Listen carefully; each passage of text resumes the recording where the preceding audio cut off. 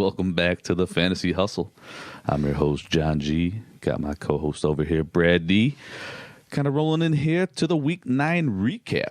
Pretty interesting week here. We had a handful of blowouts and a handful of close games here, but a couple teams that were on bye week.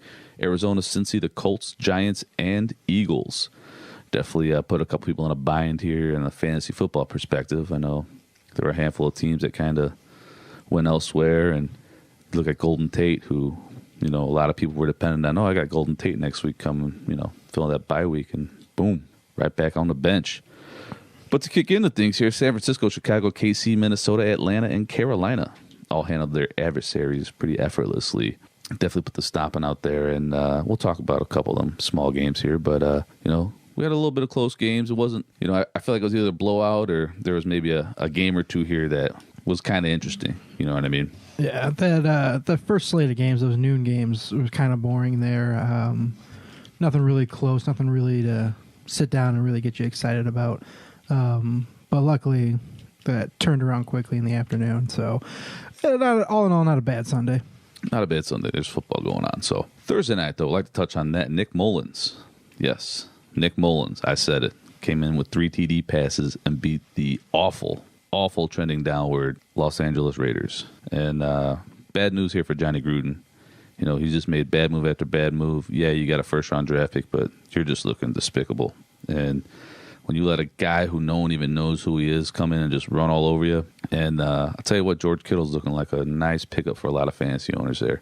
Looking like a solid tight end in a depleted position in the NFL right now. He's slowly creeped up there as a top 3, definitely a top 5 in all formats, but some formats he's a top 3 tight end now, and that's huge because when you get down into the playoffs here, you're going to be going up against a couple of teams that, you're going to get like a 10-2 margin of victory there from the tight end, and that could be the difference maker. Definitely. Miami, tiresome offense held off the Jets thanks to Jerome Baker and TJ McDonald's defensive heroics. Dolphins move ahead to a modest 5-4, and the Jets probably didn't even vote today. James Conner and the Steelers edge past a worn-out Baltimore club, who hopefully is going to be able to recover after this upcoming bye here. I know Harbaugh needs a win following this bye week, or else he's going to be looking from the outside in. Demaryius Thomas with the Texans hold off his former alma mater Denver Broncos by a missed last-minute field goal, to say the least. So kind of escaped that one there. But I know Mile High is a tough place to play at. And it's weird because, kickers always kick for records or their career long at Mile High, and seeing the home team miss it there is kind of disappointing. Yeah, we always say when you go in a road game, no matter who you're playing, it's always tough. So Houston's a team flying high right now. They get out of there with a win. Doesn't matter how you get it. If you get a win on the road, it's a good way to do it. No doubt. Houston's going to take that W into a much-needed bye week. O'Brien, you got to give him credit.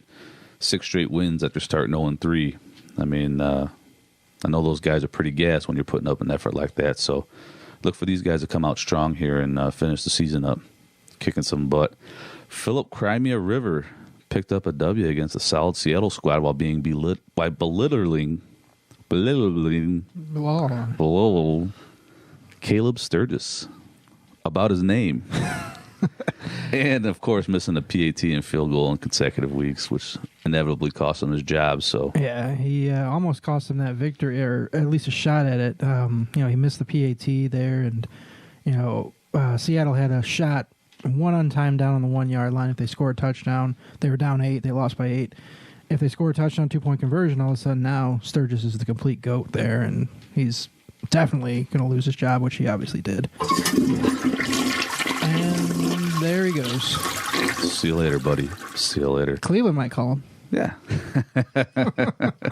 Michael Frank Thomas channeled his inner Joe Horn with a 72-yard bomb from Drew Brees to hand the Rams their first loss of the year. I'm sure you're happy, Brad. 72 Dolphins still have that record intact, Yeah. Giving you something to hold on to. Yeah, obviously it didn't happen when I was alive, and I don't really care, but I don't think the Rams were... That defense wasn't going to keep them undefeated all year. This is a good thing for the Rams. Oh, no, they still play Chicago. They got KC as well. But, yeah, the Rams weren't going to go undefeated. That defense isn't good enough.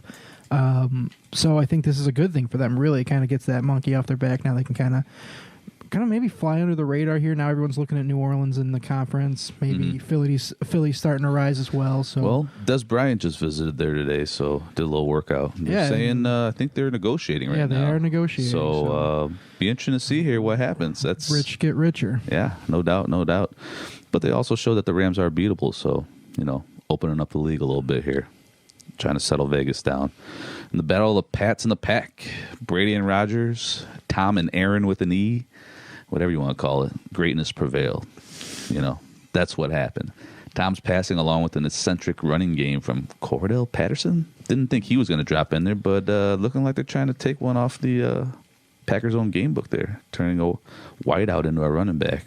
Well, yeah, when you watch Patterson, he just looks better as a running back than he ever did as a receiver. So he's a guy that's going to be, a popular waiver pickup this week. But honestly, when Michelle gets back, he'll probably just be a little gimmicky guy here or there that might get you maybe 4 or 5 touches a game. Hey, you know what? It was a game plan that helped them beat a good Green Bay Packers squad. So, got to give them some credit there.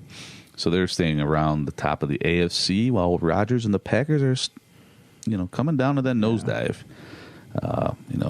Danica's going to be discount double checking Mitchell Trubisky here soon. So, you better watch out for that there, baby.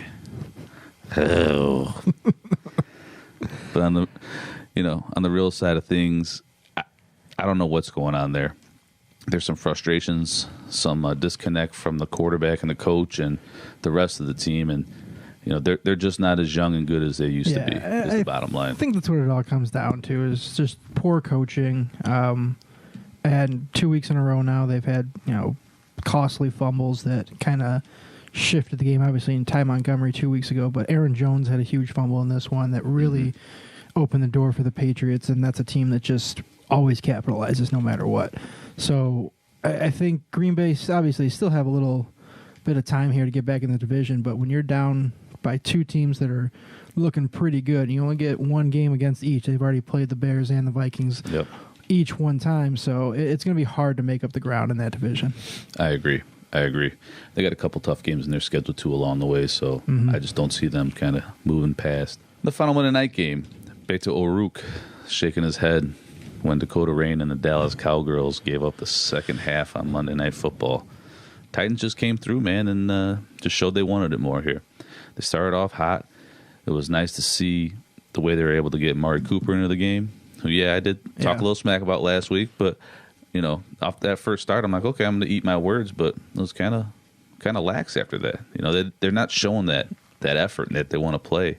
Kind of makes me wonder if they're just taking a dive, Well, I think Cooper's going to be a guy that he's going to get his targets. I think they're going to force feed him because they did pay the high premium to get him. But the big takeaway for me from that game is Derrick Henry's no longer even getting close to a split anymore, like a 50-50 split. It is all Deion Lewis all the time. And Derrick Henry's basically channeling a former Titan back in Lendale White and has just been a goal line short yardage guy. And which is good for everyone who out there who has Deion Lewis. He now becomes, a solid running back 2 going forward. So that was my big takeaway from that game. But again, Dallas has another primetime game this week. They're bad. I don't want to watch them. Dak sucks. Their coach sucks. Oh yeah, I can't believe he still got it. I don't get it. I mean, well, a lot of the thing is too. Jerry Jones makes a lot of the calls. Yeah. He's a guy who just needs to fork it over and just hire someone to be more of a consultant for him. Because him and his son aren't cutting it. And quite frankly, they're going to have to move on to the next one. And the only thing it's going to do is make Zeke not want to be there once his contract expires. Oh, yeah. So something to keep in mind there. Now that we talked about kind of the last week's highlight, we had, before I get into the top 3, just a quick mention, Chicago Bears. Game just got flexed here in a couple weeks. Thought that was pretty significant here over the past couple of days, seeing that moved them into a pivotal time slot there. Albeit Sunday Night Football, but it also construes them into playing 2 games within 4 days and kind of wondering how that's going to affect them. Yeah, you're talking about a 86-hour turnaround now from that Sunday night game. You assume they're going to finish at about 10:30 Chicago time, and then they got to 4 days later, Thanksgiving morning, they have to play in Detroit. So that's a tough turnaround there, and We'll talk about that a little bit more in depth, obviously, when that week comes up. But it's significant, especially when you're trying to, you got to win these division games. They're still winless in the division in Mitch Trubisky's era, so it makes this week even more important here. Absolutely. So we'll definitely see where we go here. But I'll get into the top three for the week, starting with the QBs. Drew Brees, obviously putting on a show, 346 and 4 TDs, helping propel the Saints in that victory. Matty Ice coming out with 354 TDs. He had a pick, but you'll take that when he's playing like that, especially the way he's been playing this year. And another guy, Jared Goff. You got to give this guy credit, man. He's definitely come around a lot this year. I'd say a guy that has just taken giant steps, and I never would have thought that he was going to be here after that rookie season. And I know he's got a little more guidance, better coaching with McVay, but, man, 391, 3 TDs, and only 1 pick. Good stuff, man. Good stuff. I look at Goff as, imagine if they didn't have such a sure thing as Todd Gurley when they get down there, because Gurley scores so many rushing touchdowns. Let's say it was like Russell Wilson last year, where they didn't have any rushing touchdowns and he had to always throw them. What if Goff was in that situation where instead of scoring touchdowns rushing the ball, if he had to throw it on second and third down and he was scoring, instead of 3 touchdowns this week, he had 4 or 5. I mean, that's the thing there. That offense is so scary, but Goff, the ceiling is so high for him, and that offense is all locked into place for a long time. So yeah, that offense is going to be very good for a very long time. Most definitely. Top 3 running backs, Kareem Hunt, 17 for 91 and 2 TDs. The guy is just a machine. And then he topped it off with another reception for 50 yards and a touchdown. I mean, he's the kind of guy who last year you were kind of worried about his conditioning, and I think he really took care of that in the offseason here. And having a quarterback, no disrespect to Alex Smith, but the way Mahomes is able to throw that ball, he's definitely changed the dynamics of how defense are looking to face Kareem Hunt now, and he's definitely made him a hell of a lot better of a player. Really quickly to touch on Hunt there, KC offense as a whole, right now they have Mahomes is a top 3 quarterback, number 1 quarterback. Kelsey's the number 1 tight end. Hunt's the number 2 running back, and then Tyreek Hill is the number 3 receiver. No team has ever had a top 3 player at those 4 positions in one season. So right now they're on pace for it, but obviously a lot can change here. But that's kind of what you're looking at with this offense, and Hunt's getting it going, and everything else is just. And you know what? Just speaking of that team in general, look at what the defense has done. They got rid of so many of their vets the past couple of years. I mean, even Barry, coming back and then getting. Yeah. It's like, wow, you guys are keeping up. That's impressive. And, hey, a shootout's a shootout. And I'm glad we got to see that, first game of the AFC Championship between the Chiefs and the Patriots, because I really think that's going to be a rematch there here soon. So that should be revisited. Second running back, Alvin Kamara, 19 for 82 and 2 TDs, 4 for 34 and a TD. Man, the guy is just dynamite. I know Ingram fumbled the ball, which definitely was costly, and, obviously gets you on the coach's shit list, but Kamara stepped it up, man, and he's always shown, he's got 4 more games, too, on Ingram, too, so he's proven that. Just step aside and give it to me. And then the next 2 guys kind of got in a tie. First guy I want to mention is Tevin Coleman. I think he's deserving it, starting to pull things together here for that Falcons offense that they really need to kind of help, feed them wide receivers a little bit more. Give Matty Ice some more time, and 13 for 88, 5 for 68, and 2 TDs. The guy's looking good. Yeah. The guy's looking like what they wanted Devontae Freeman to be and expected him to be this year. So hopefully he maintains this. Last week I mentioned how good the Washington run defense was, and of course I put a jinx on them, and they just got obliterated. Tevin Coleman had a nice game. Ito Smith had a pretty good touchdown run there, and obviously Matt Ryan torched him. So Tevin Coleman, now that he's the guy, we talked about this a few weeks ago, maybe mentally he's got that mindset going now where he's going to be the guy and he's going to perform. And, he's got a contract waiting for him as well. So it's his time to shine, and maybe he's going to be a, number 1 running back the rest of the year. Yeah, or maybe a number 1 running back elsewhere next year. So be interesting to see here. And the other guy was Christian McCaffrey, 17 for 79, 2 TDs. 5 receptions for 78 always comes in handy, too, in a PPR league. So he's definitely, they're so close. I might as well just give him a little bit of love. Well, that's the second-year backs right there. We talked all off-season and then into this season about the second-year backs and who was who was doing good there and who we'd like to see. And you got 3 of them right there that had huge weeks.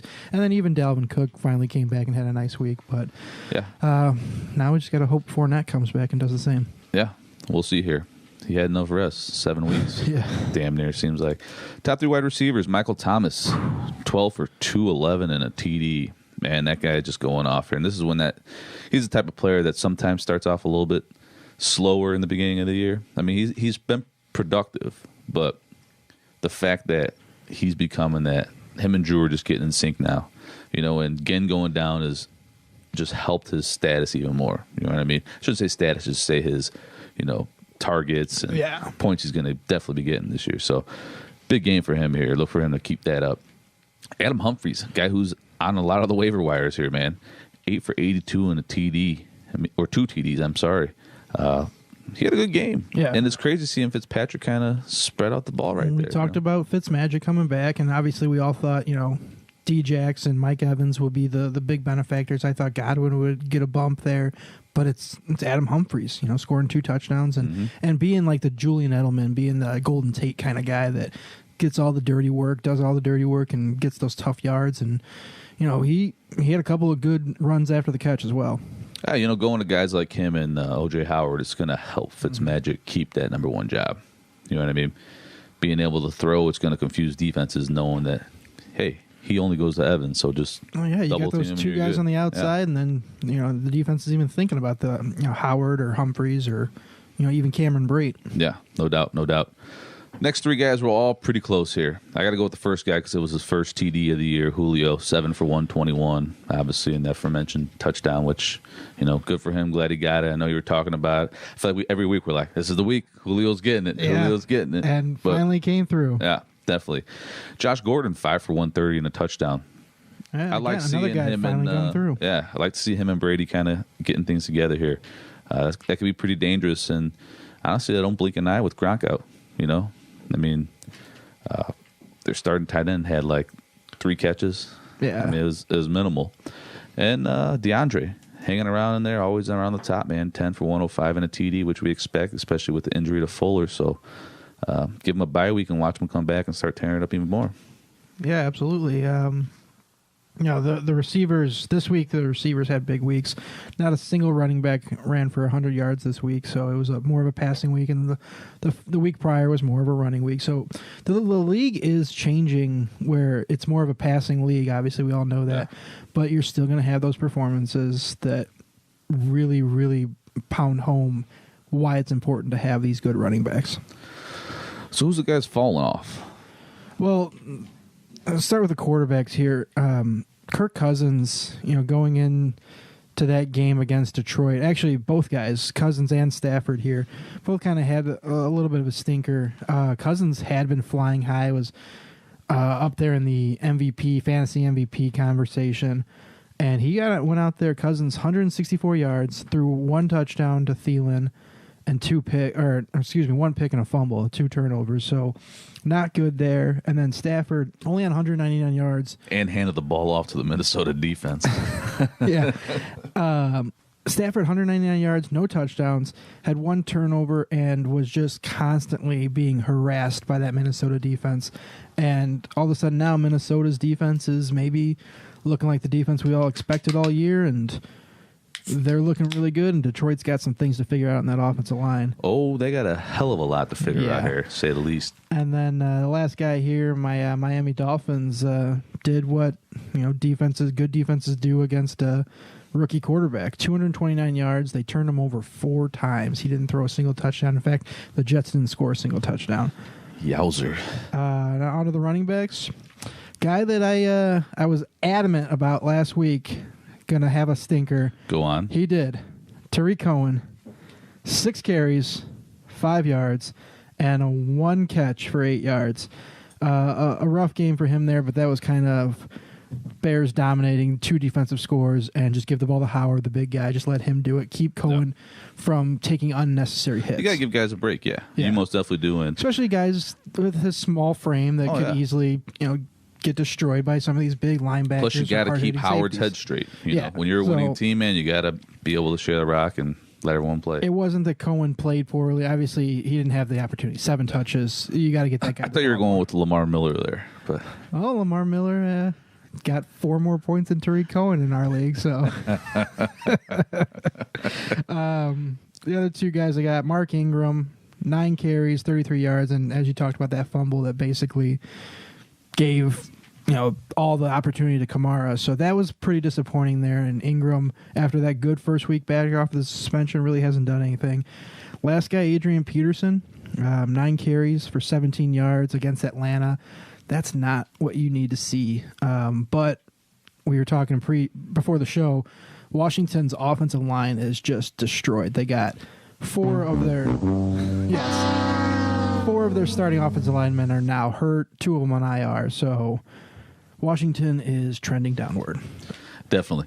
And you're just giving Phil the opportunity to kind of just take that lead away from them, and I could see them trickle down here. So, yeah, it's unfortunate, but seeing your whole offensive line go down is... It's tough, yeah. And then lastly here, the wide receivers. We talked about Fitzmagic coming in and getting Humphreys going, and obviously the guys that were disappointment, Mike Evans had 1 catch on 10 targets. That's not good. Not good at all. He only had 16 yards, and then Djax only had 2 catches for 32 yards. So, that's not what you need to see out of your big play guys with Fitzmagic going on. John Brown, back-to-back bad weeks. Now he's on the bye this week. He had 3 catches for 15 yards. And then because Stafford was so bad and the Lions couldn't do anything, Kenny Galladay, we were kind of excited with Tate being shipped out. Maybe Galladay was going to get more. Well, you didn't get to see a whole lot because that offense was bad, but Galladay only had 3 catches for 46 yards. So maybe look for more in the upcoming weeks here if they figure out that offensive line. Tough defense that's getting it back together, getting Griffin back. They got a tough front, so give them another week, I'd say, for sure. Yep. Let them prove it here.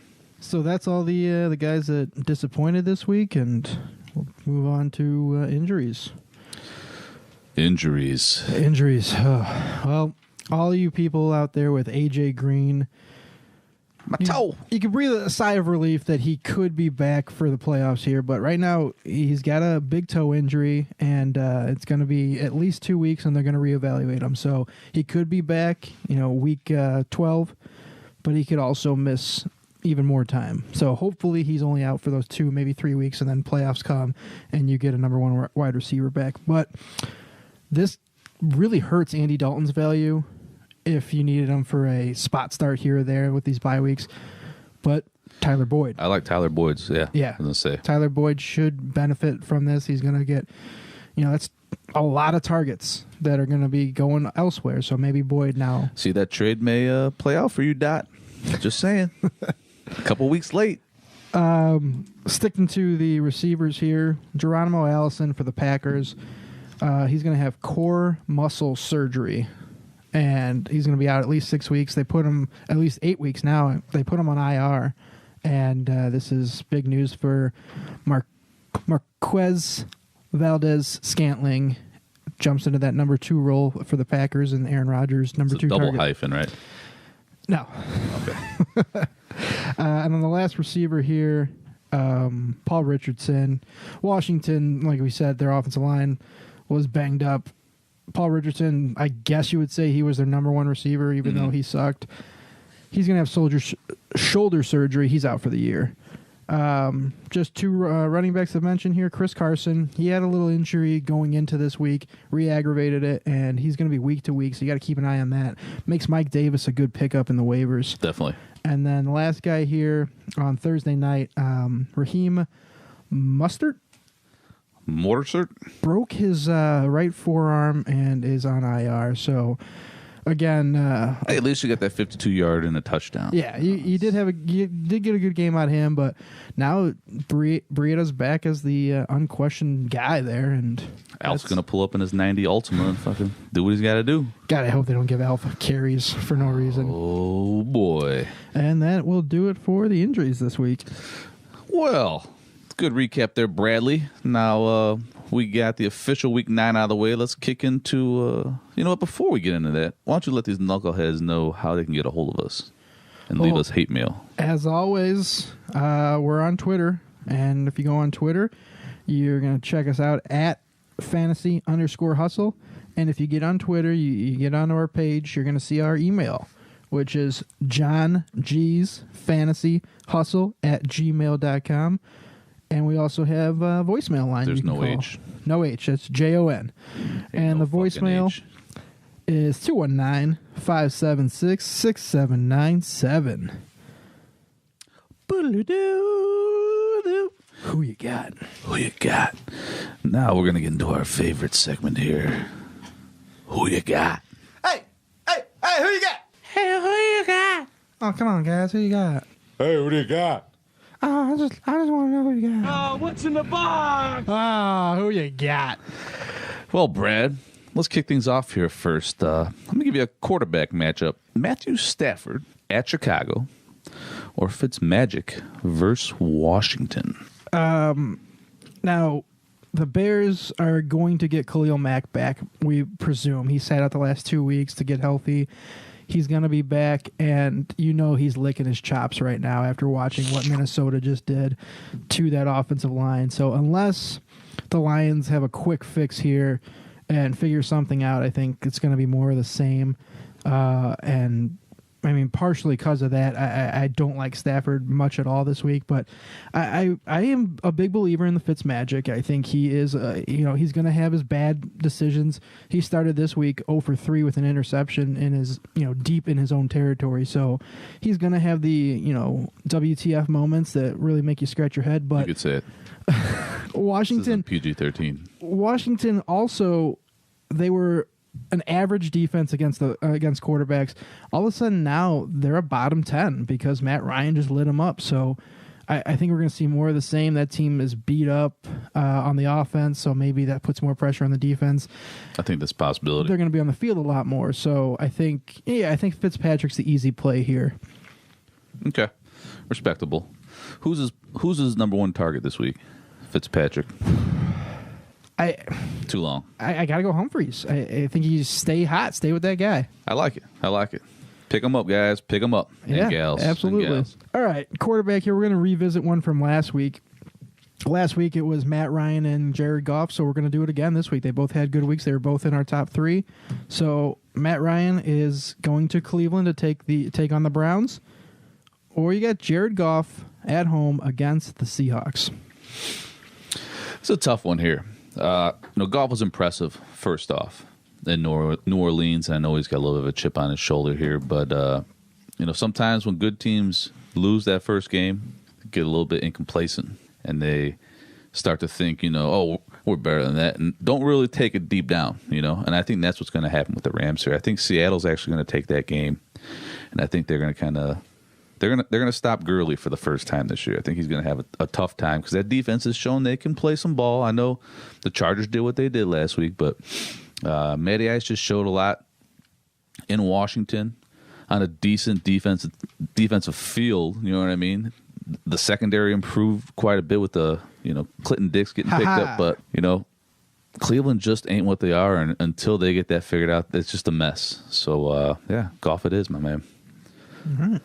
Running back side of things, guy who had trouble holding on to the ball last week, Mark Ingram at Cincy, or a tough matchup, Marlon Mack versus the Jaguars. All right, the Bengals are actually a bottom 5 team against running backs, and I think New Orleans will be in the red zone a lot because they have that great offense, and I think Mark Ingram's going to get a chance to redeem himself for last week. He's not going to out-touch Kamara, but he's going to get a lot of that goal line, red zone, inside the 5-yard line work, and I think this time he's going to cash in, and he's going to have a good week. And the reason I worry about Mack is I think the Jaguars, who have been a decent defense, pretty good in some games, I think the Jaguars now are up against the wall here.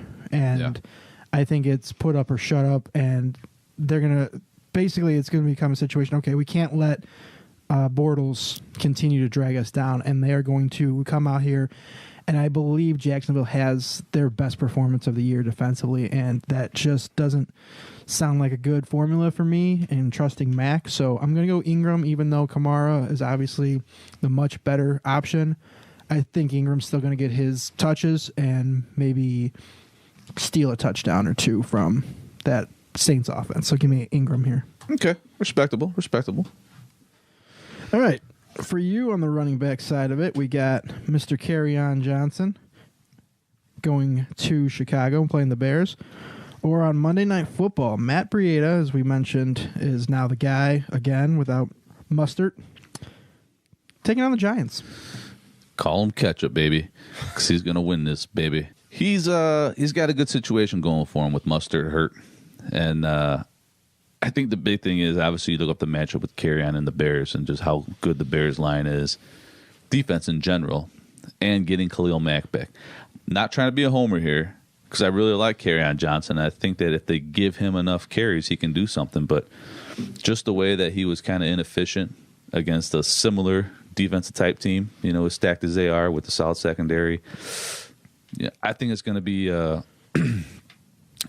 Kerryon Johnson takes New York. I don't know. That was stupid. What? The sequel, Kerryon Johnson loses in Chicago. I don't know. I lost it, but So who you got? I got to go with Breida, man. Yeah, I figured you would, but yeah, I totally agree. Kerryon, I think the Lions are in a little bit of trouble right now offensively, and everyone's going to be affected, even the great Kerryon Johnson. And my jokes. Next guy, we got wide receiver here. Alshon versus Dallas, or Josh Gordon going into Tennessee. Tennessee. All right, the Cowboys actually have been pretty good. They got a decent defense, believe it or not. They've been pretty good against opposing receivers, kind of keeping them down. And it helps when you go up against a team like the Titans or a team like Washington. But Alshon is a very good player. I think he's having a nice year since he's come back and Wentz is back.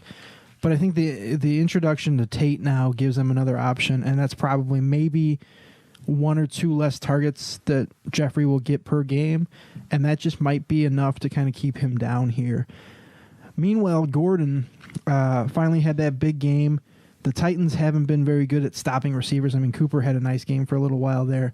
And the big thing here is Malcolm Butler. Obviously, he infamously was benched for the entire Super Bowl last year, and then he left New England, and now he's in Tennessee. He's been bad. The Titans have only allowed 14 touchdowns this year.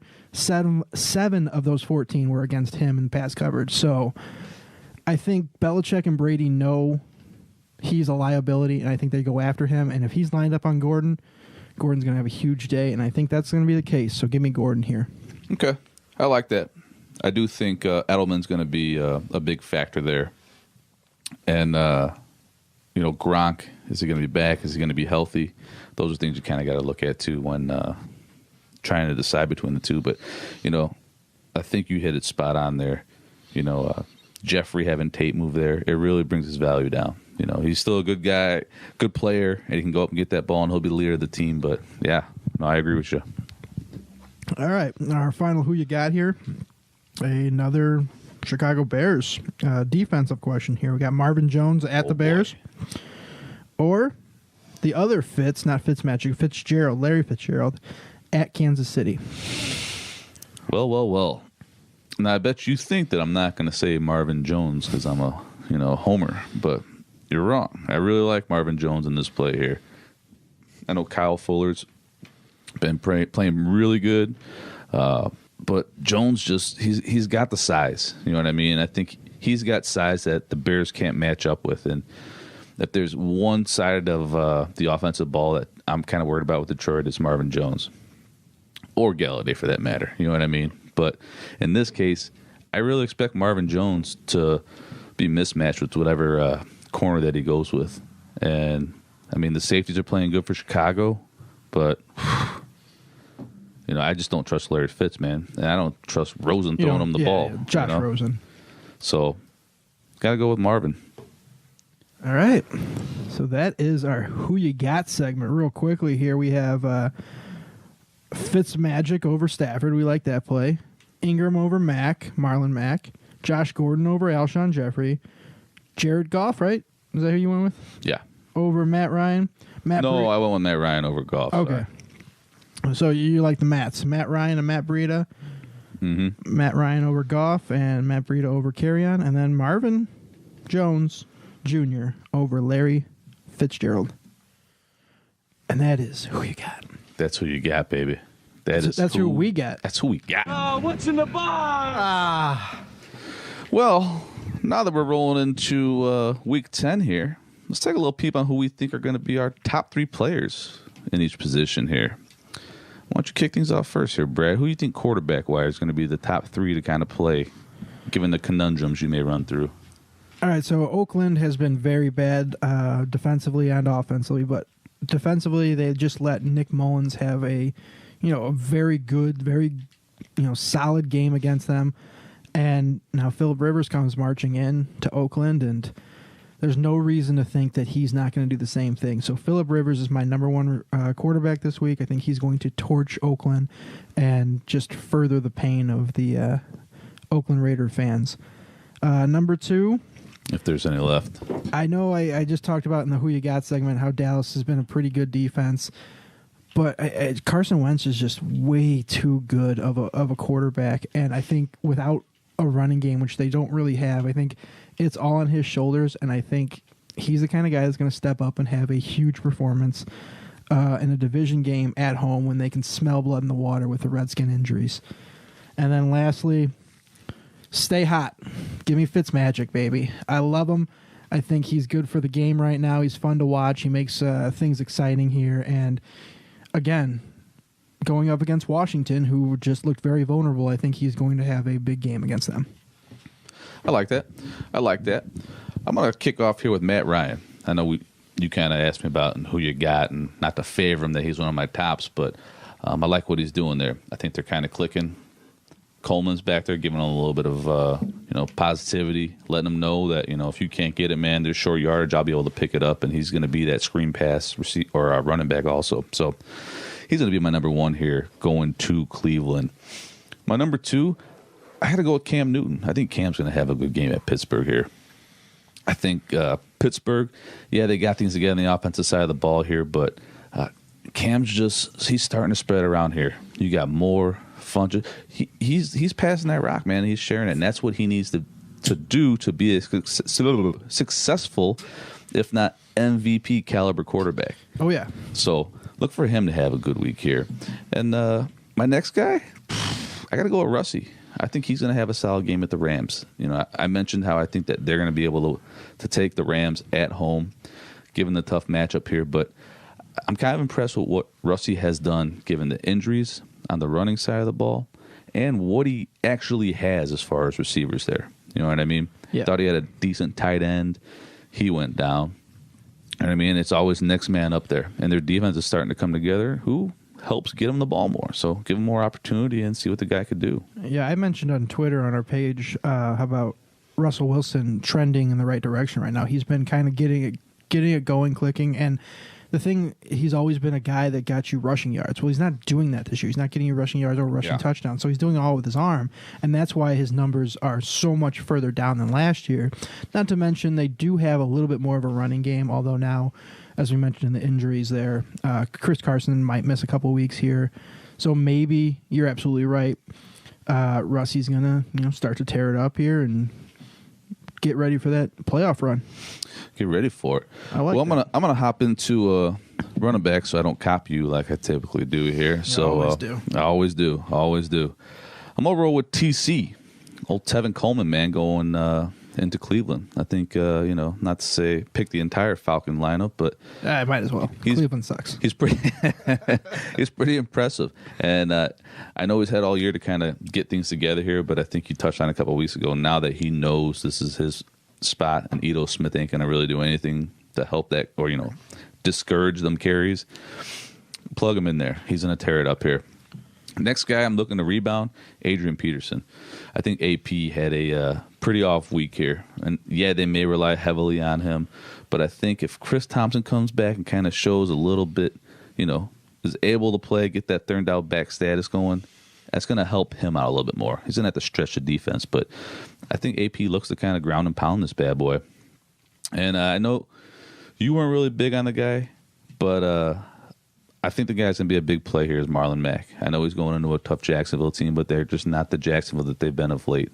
And until they get that all together here, They really need to get the defense some breaks, get them off the field. Excuse me. And I like the way Marlon Mack came back.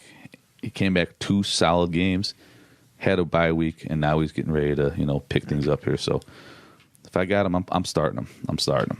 One thing I would say, Adrian Peterson, he kind of got taken out of that game because Atlanta got up really big, really fast, and it became Capri Bibbs kind of coming in there and beating the guy instead of Adrian Peterson. And plus, AP's been banged up, so I think they're just trying to keep him healthy. So, yeah, absolutely, he should come back. And against the Bucs, that's a good matchup to come back to. My 3 running backs, I'm gonna start with Dalvin Cook. Finally came back, got healthy, and went out there and did some things. I'm gonna go number 1 guy is Leo Fournette.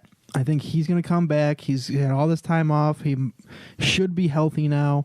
And Yeldon is kind of banged up and hasn't really shown a whole lot of late as far as a runner goes.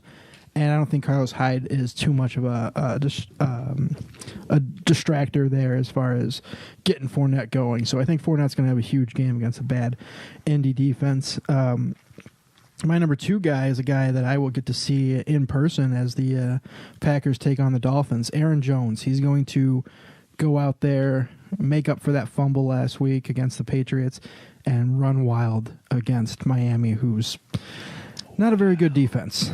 My 3rd was going to be Tevin Coleman. Since you used him, I'll go with Duke Johnson. I think he had a nice game this past week. He scored a couple of touchdowns in that new offense, and I think this is what I'm seeing is Baker can't make the throws downfield. He can only hit these small, easy, 5 to, line of scrimmage to 5-yard type throws. And that's going to be Duke Johnson territory, and he's going to continue to roll against Atlanta. Right on. I like those. What are you thinking about for the wide receiver side of things? My number 1 receiver, another guy that hasn't been too great here, I think he's going to rebound in a big way, is Keenan Allen. I think, as I talked about, Rivers is my number 1 quarterback. I think Allen, because he's been okay as far as getting his yardage, he hasn't scored a touchdown since week 1. But I think Mike Williams and Tyrell Williams have kind of been the guys that get these touchdowns. And I think this week, Allen finds the end zone here and has a very, very good week. And then my 2 and 3, I'm just going to double up here. I'm going to go with the 2 Patriots. I'm going to go with Josh Gordon at 2 and Julian Edelman at 3. I think this is going to be a game where New England, just throttles Tennessee. They go out there and throw it a lot. They don't want to. If Michelle's back, they're not going to put too much on him right away. They're going to keep him fresh. And maybe Tennessee kind of keys in too much on keeping James White down, and that opens up the big plays there for the 2 receivers. So number 2, Josh Gordon. Number 3, Julian Edelman. Okay, I like that. I'm gonna start off on a guy who, man, there's just too much going around in Cleveland. Had a lot of stuff, but a very porous Atlanta secondary is why I'm picking Jarvis Landry as a guy who's ready for a bounce back week here. I expect him to get at least 12 targets. Got to.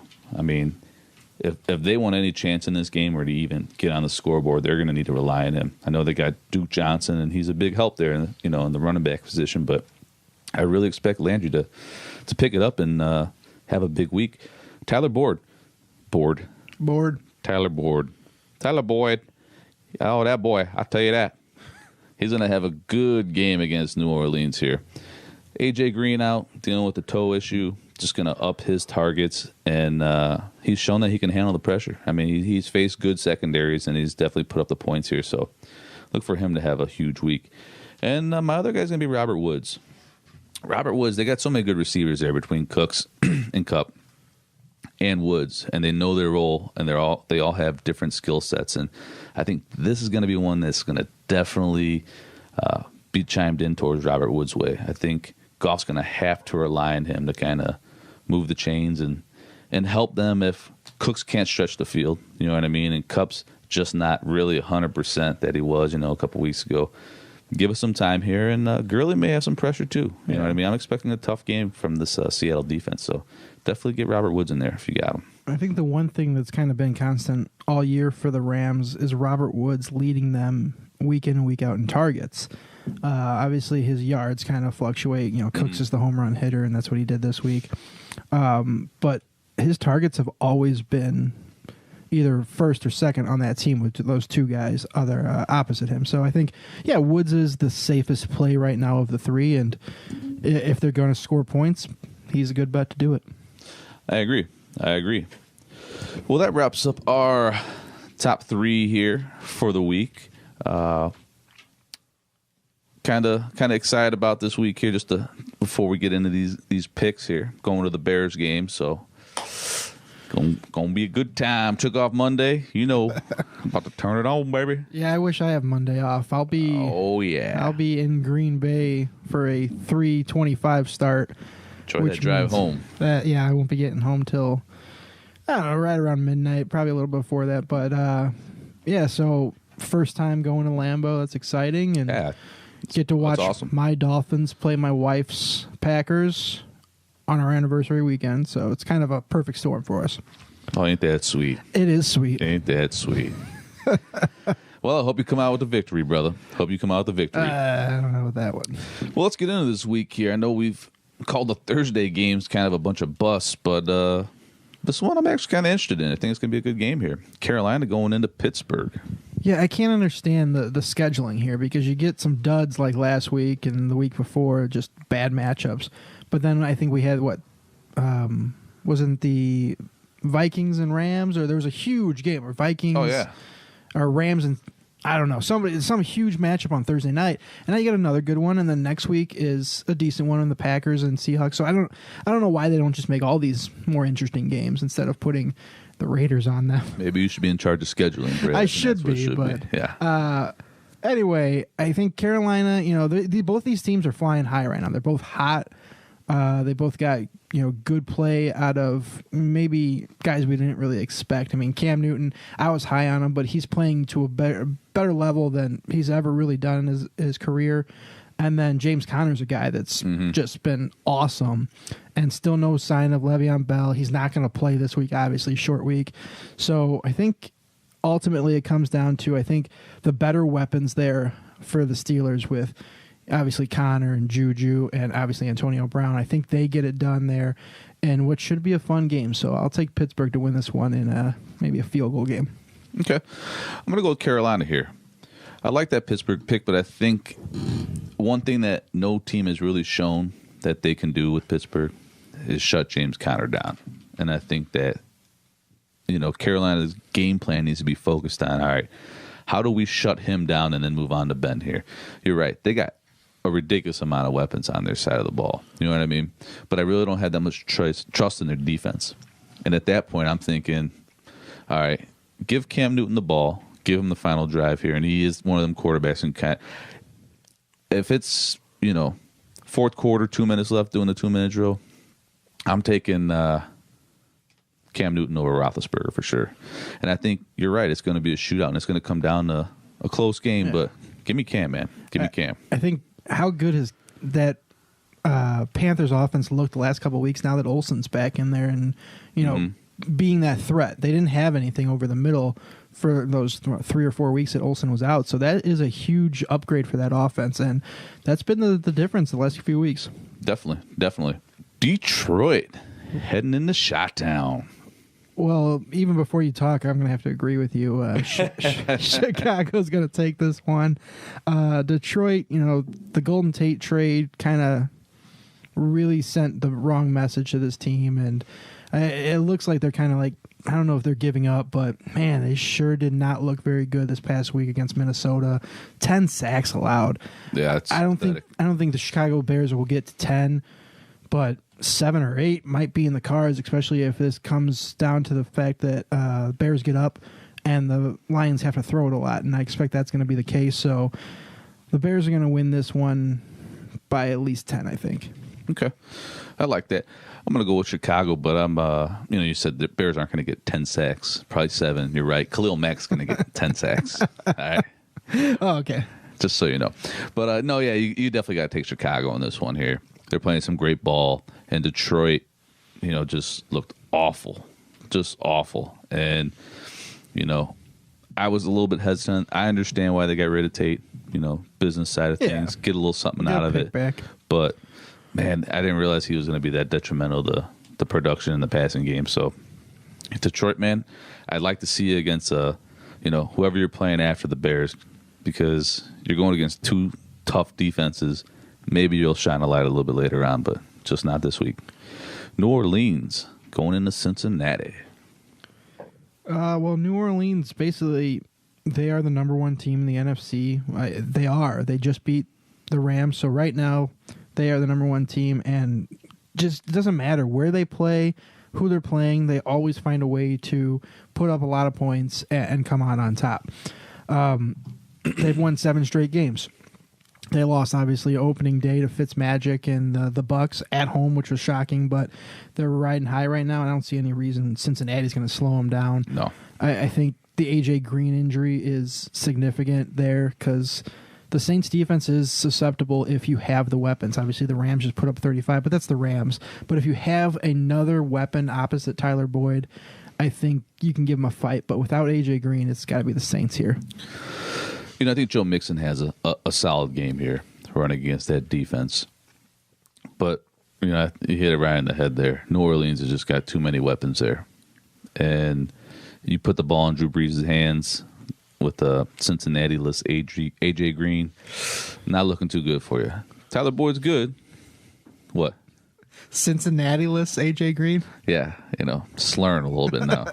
A Cincinnati-less A.J. Green. He will be Cincinnati-less in a sense on Sunday. Yeah, he will be. Depending on how you look at it. I'm told. But, yeah, he's going to have to take a hike and give me the Saints on this one. Atlanta going into Cleveland. Cleveland, obviously, we all know how we feel about Cleveland. I don't like them. You don't like them. We think they suck. Their head coach is still a joke.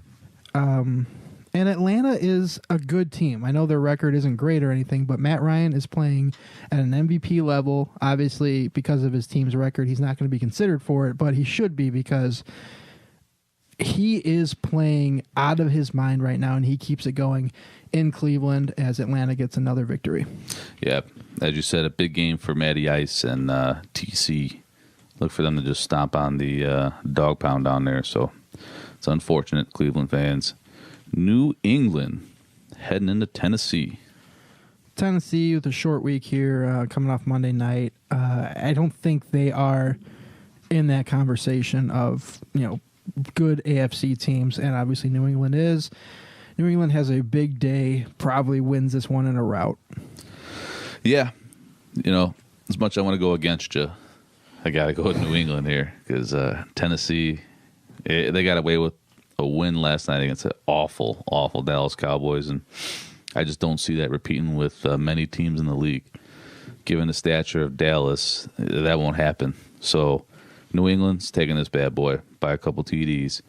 Jacksonville coming down to Indianapolis.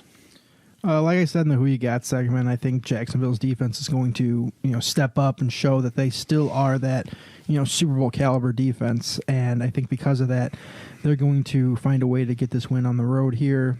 Andy Luck's been pretty good, but he hasn't faced a defense like this yet, and I think they're really going to show him that they're still pretty damn good, and they're going to find a way and try to compete with the Texans. Yeah, I agree with you, unfortunately. Jacksonville is just got too many components on the defensive side of the ball. I like Andy. He's showing that he's back. I like Marlon Mack. Eric Ebron. He's a solid tight end they got here. And they got Jack Doyle back. Yeah, Jack Doyle. What I mean? So they're running two. They're starting to get some options there, but their defense worries me more than Jacksonville's offense. Now that you got Fournette back, I don't think you have too much to worry about. You just got to ground and pound and hope that you can open a couple slants up for Bortles to move the chains. Arizona at Kansas City. This is Simple. Probably the easiest one of the week. I think, Arizona, right? I think Kansas City could go in there with what's his name? Spencer Ware and third and fourth string receivers, and hell, they can even let their backup quarterback play, and they'd probably win this one. Yeah. Kansas City. Yeah. I'm not going to even talk too long about this. Right. So chapters like Arizona's yeah. Kansas City. Buffalo at the Jets. Game of the week. No doubt. Whew. These are two awful teams. I guess I'll just take the home team. They're both awful. If Peterman's going to be the starting quarterback, I mean, honestly, at this point, who would you rather have, Peterman or Darnold? I mean, Darnold wasn't good last week. Both are turnover machines. So, yeah. But I guess because the Jets are at home and Darnold has shown a little something in a couple of games this year, maybe he comes back and puts up something to just get this victory.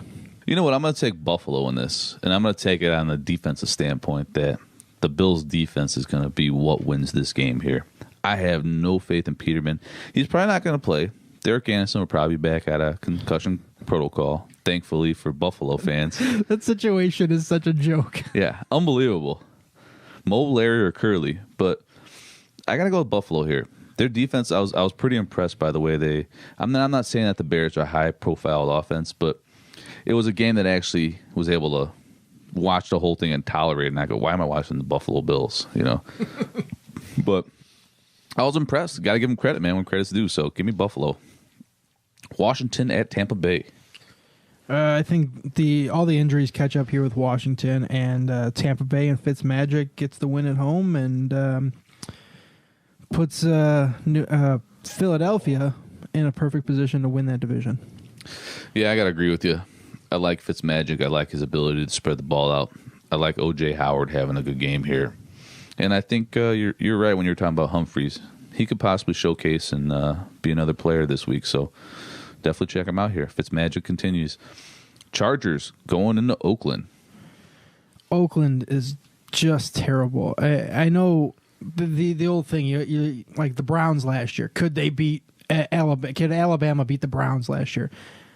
I think realistically, Alabama is so good this year. For the first time ever, I think a college team could beat a pro team, and it would be Alabama beating this Oakland team. So therefore, the Chargers should win this game. I would sure hope so. You're fighting for a playoff spot. You better go on the road and beat Oakland. I know we talked about earlier, road wins are always tough, but this one I think will be an easy one because the Raiders just look like they have given up. Before you read the Bible on it, I'm going to agree with you, and I'm going to say the Chargers there because Oakland is awful. Terrible, as they say. How about the game you're going to? What's your thoughts there? What's going to happen at Lambeau this week? Miami isn't a good team. They're better than a lot of teams that they've played this year. Obviously, they're 5-4, but they're not good enough to go to Lambeau and beat Aaron Rodgers, especially with Brock Osweiler at the helm. So Green Bay will probably win this game easily, but I'll still have fun and probably freeze my ass off. Good. Well, I hope you enjoy that game here. And, if Kenyon Drake showed that he can run the ball consistently, then, sorry, I got a couple beers down here already, so feeling a little buzzed up there, if you know what I mean. But, Yep. Yeah. If Kenyon Drake could do something, they didn't have to rely on Osweiler. I'd say, all right, give me the benefit of the doubt. Packers are trending downward, but, at the end of the day, you look at it and you're like, Rodgers is throwing the ball. You got to be a beyond decent team to kind of beat him or have a controversy call in a sense. So give me Raj at the fucking Lambeau. One thing we didn't touch on in this show so far, Frank Gore just passed Barry Sanders for most yards from scrimmage in his career, becoming 6th all-time right now. So he's in good company, obviously. We know. Sweetness. But, Frank Gore's still doing it and had a really nice game this past week. So just want to throw that one out there before we move on. Well, we'll throw it back. All righty. Seattle at the Rams. I don't think the Rams are capable of losing 2 games in a row. They're going back home now after going to a tough environment there in New Orleans. I think they win this game, but it should be a good one. Seattle's got some fight in them, but I think ultimately that offense is just going to be too much. I made my stance on this a couple times here. Yep. I definitely respect the hell out of the Rams, and I think they're a great team, and they're going to be for a handful of years. But for some reason, this matchup this week's just telling me that Russ is going to go in there and use his veteran moves to kind of manage the game. We talked about him not rushing for touchdowns. I think this is going to be a game where he's going to use his legs a little bit more here. He's going to have to. He's got a quicker defense coming after him here. So look for him to scramble out of the pocket, hook up with Lockett. I'll quit my freestyle there. but that's how it's going to go. So give me Seattle. You like that? Dallas. I did. Dallas at Philly. Sunday nighter. This is the game I'm picking. I have to pick for my survivor pool. Philadelphia. I will take them to win this one. Dallas, not good. Dak, not good. Offensive line for Dallas, which used to be a strength, now sucks all of a sudden. And I think Philadelphia, with Carson Wentz playing at an unbelievable rate, is going to easily win this game at home. And again, this is going to be a team that's going to be ready to try to repeat as they win that division. Yeah. Philly's on the upturn for sure, and I think acquiring Golden Tate was something that kind of helped boost a little bit of the morale around the locker room. Not to say they needed it. They're playing some great ball after a shitty start, so I'd like for Philly to keep rolling ahead and Dallas to just continue sucking. The G-Men on one of the worst Monday night games probably of the year against the Niners, at the Niners. Who do you think is the worst team in the NFL right now? Is it the Raiders or the Giants? I would say the Raiders. Okay. Because the Giants at least have two Barkley studs. and Odell Yeah. Beckham, right? Yeah, so, but I think the Giants do suck as well. And, this is a game where I don't think Nick Mullins, he's going to start again. I don't think he's going to have a good game. I think he's going to get a dose of reality here, and that's going to give the Giants a legit shot to win this one. But I just think with Matt Well, Breida, Landon Collins is a stud safety back Yeah. there. So, I mean, you got him, and there's... See, what gets me is the Giants, for what they have there on that front, Vernon, they have a couple people. I know they lost a couple people, but they also gained a couple people, and they haven't been able to do anything with it. You know what I mean? And I think it's more on the defensive coordinator side of things that he's not keeping them together there. And I think that's what's kind of, they're kind of all over the place. And Collins is just kind of the last resort, laying the wood, doing what he's got to do. And I think that's why a lot of people were speculating that he was going to get moved because he's the only piece that's holding everything together. Yeah. So, bottom line is, the Giants got to do it. They got to, man. So you think coming off the bye, they have to win this game? Oh, they have to. Yeah. I just don't believe in what they're doing right now. I think Eli Manning's time has come. I think he should be replaced sometime in this game. So I'll take San Francisco here just because I think, obviously the Giants are coming off the bye, but San Francisco played the Thursday night game, so they have that little extra time too. And you said something about how I like to make a deal of this. It's a cross-country trip for the Giants. So, yeah, I think that's going to factor in, and George Kittle's going to have himself a day, and so is Matt Breida. So San Francisco is going to beat the G-Men. Indeed, my man, indeed. Well, if I may say, it's been... Is that the hiring thing? Are you hiring? Indeed.com? Indeed. We're doing plugs now. We are doing plugs. Appreciate everyone chiming in here. Hopefully you guys got a good play here and not getting screwed by too many of the buys here. Just so you know, and I'm sure you're already going to know this when you listen, but the Democrats took the House. So if that works for you, cool. Hey. Until next time, suckers. Peace. Bye.